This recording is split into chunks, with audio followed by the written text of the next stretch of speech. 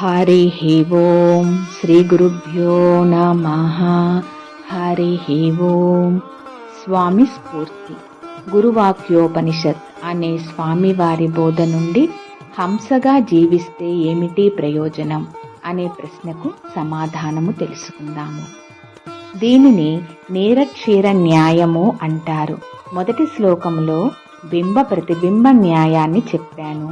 రెండవ శ్లోకములో నేరక్షీర న్యాయాన్ని చెబుతున్నాము. దీనిని మరాల న్యాయము అని కూడా అంటాము. ఏది నిత్యము, ఏది అనిత్యము, ఈ జ్ఞానము ఉన్నటువంటిది ఏదైతే ఉన్నదో దానిని ఏమంటారండి? నేరక్షీర న్యాయము అంటారు. అంటే ఏమిటి? పాలు ఉన్నాయట, నీళ్లు ఉన్నాయట. పాలు కావాలా, నీళ్లు కావాలా నీకు? మన రోజువారీ జీవితావసరాలకు నీళ్లు కావాలి, కానీ పాలు ఏమి చేసుకుంటామండి? 1000 లీటర్లు పాలు ఇచ్చి స్నానం చేయమన్నామనుకోండి, స్నానము చేస్తారా ఎవరైనా?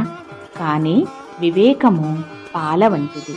నిన్ను పోషించాలి అంటే, నీకు మేధోవృద్ధి జరగాలి అంటే, నీలో సూక్ష్మమైనటువంటి జ్ఞానము వికసించాలి అంటే, తల్లి పిల్లవాడికి నీళ్లు పడితే పెరుగుతాడంటావా?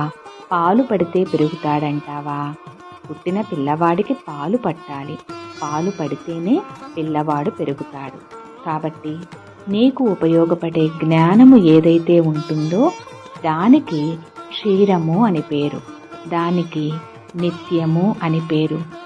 ఏదైతే అనిత్యాన్ని గుర్తుపట్టడానికి ఉపయోగపడుతుందో దానికి నీరము అని పేరు.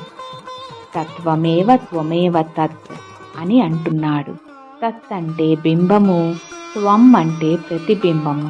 అంతేనా?